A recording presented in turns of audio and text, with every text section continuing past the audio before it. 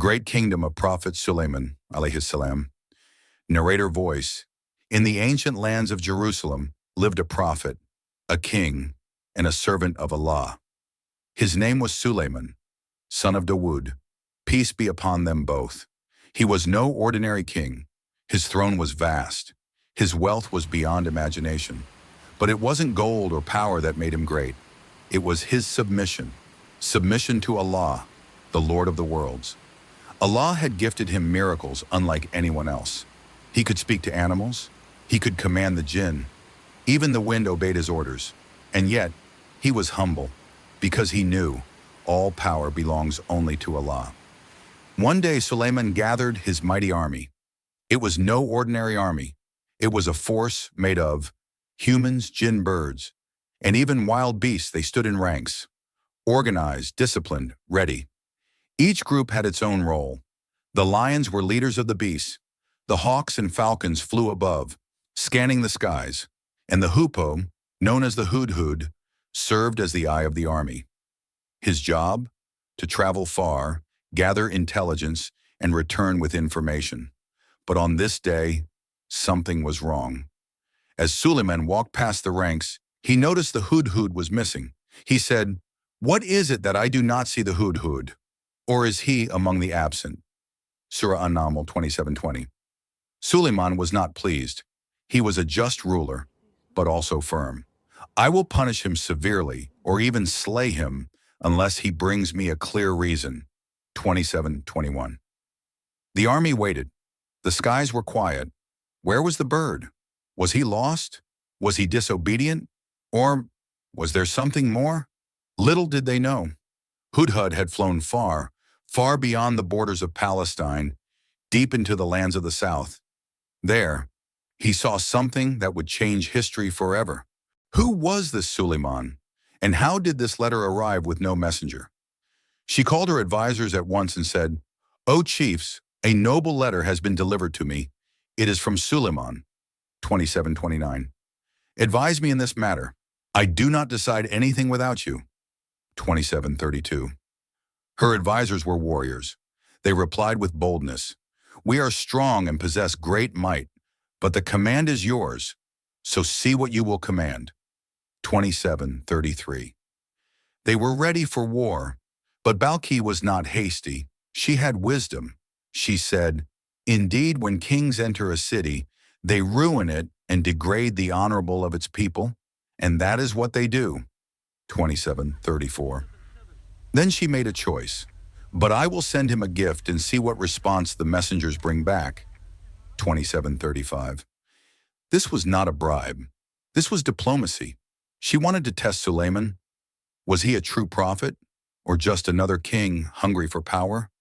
So she gathered her finest treasures, gold, silver, rare jewels, and she sent them with envoys to see how Suleiman would respond. But Suleiman was already informed. Allah had revealed it to him, and Hudhud had confirmed it. So as the messengers approached, he gave an order. "Line the armies. Show them what we stand for." As the messengers neared his city, they saw something beyond imagination.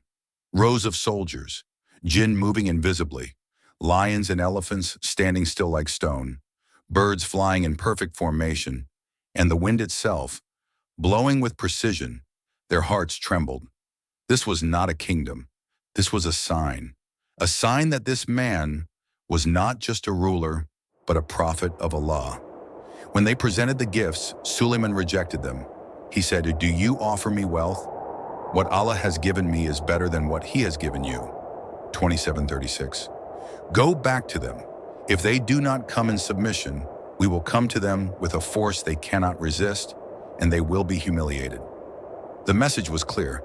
Suleiman was not seeking tribute. He was calling to Tawheed, the worship of Allah alone, without partners. Back in Saba, the messengers returned to Queen Balqis, and they told her everything they had seen. Now, she had a decision to make. Would she submit to the truth or cling to the power she knew? The palace in Saba was silent. Queen Balqis sat on her throne, but her heart was no longer at ease. The messengers had returned, not with victory, but with fear in their eyes and reverence in their voices. They spoke not only of Suleiman's power, but of his message, a message not of conquest, but of submission. Her thoughts raced. She had ruled a great kingdom. She had wealth, armies, and loyal people. But what she had heard was unlike anything she had known. No king had ever refused gold. Yet this man, this prophet, returned her gifts with a warning.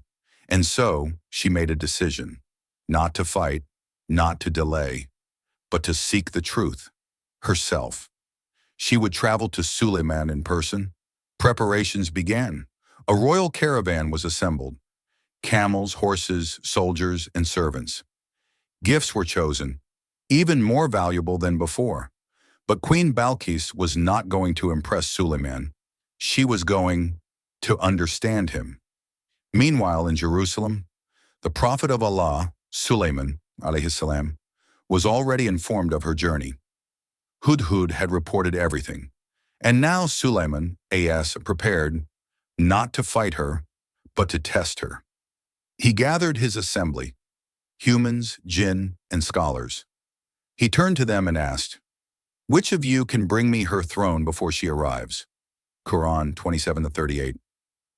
A mighty jinn said, "I will bring it to you before you rise from your place." But then a man stood up, a servant of Allah with knowledge. He had been given special knowledge, ilm from Allah, though we do not know his name. He said, "I will bring it to you before your gaze returns to you." Before Suleiman could even blink, the throne of Balqis appeared before him, majestic, heavy, now standing in his court. But Suleiman alayhi salam was not amazed for himself. He knew this was a gift from Allah, and he said humbly, "This is from the favor of my Lord, to test me whether I will be grateful or ungrateful."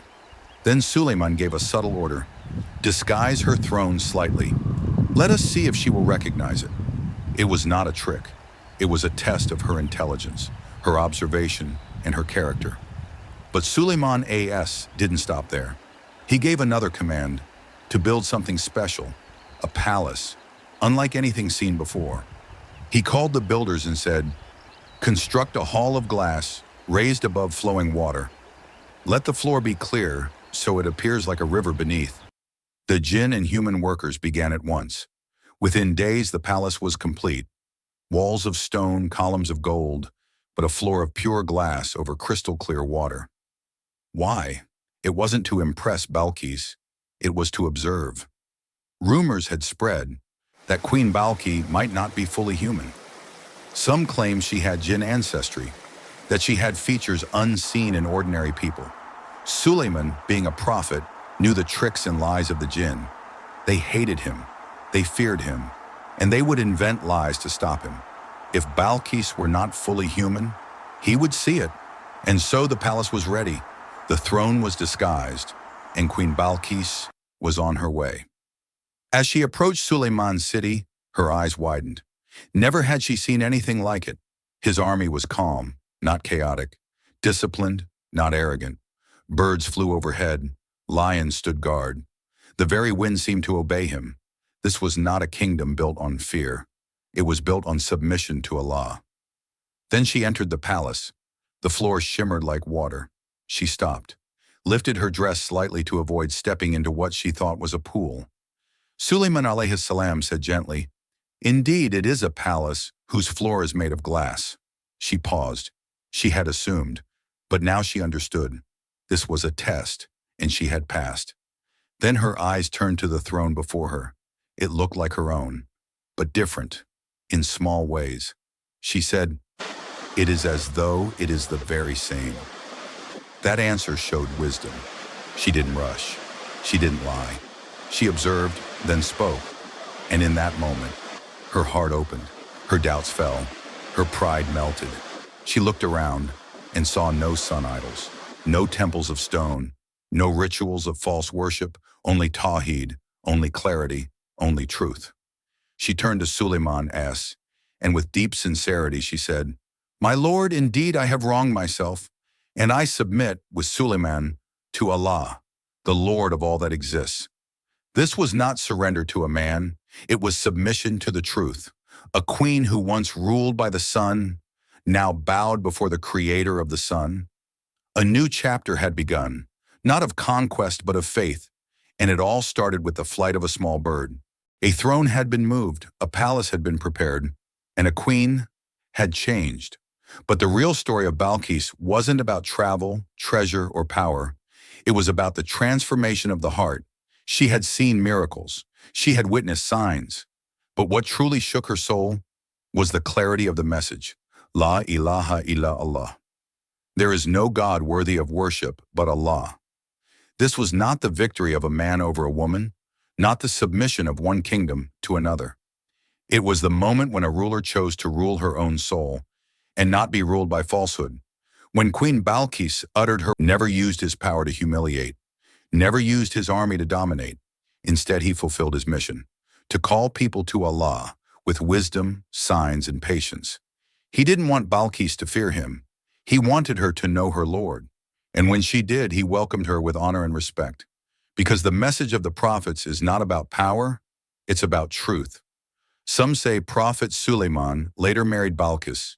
Some say she returned to her people and ruled them with justice and Tawheed. We do not have authentic reports about that. What matters is not the ending of her story, but the turning point of her soul. And for us today, what can we learn from this ancient queen? That even with status, knowledge, beauty, and wealth, the heart still searches for truth. That no matter how high a person rises, without guidance from Allah, they are still lost. And that Islam, the message of every prophet, was never about race, land, or culture. It was always about this: worship Allah alone, follow his messengers, live with humility. Balqis ruled a powerful kingdom, but when she submitted to Allah, she became part of something far greater, the Ummah of Tawheed, and until the Day of Judgment, her story will remain in the Qur'an, a sign for those who reflect. Final words.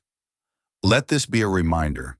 Power fades, beauty fades, thrones turn to dust, but guidance is eternal, and every heart still has a chance to bow. All it takes is a soul willing to say, "My Lord, I have wronged myself, and I submit to you." Don't forget to like, share, and subscribe. And let us know in the comments what part of Queen Balqis' journey touched you the most.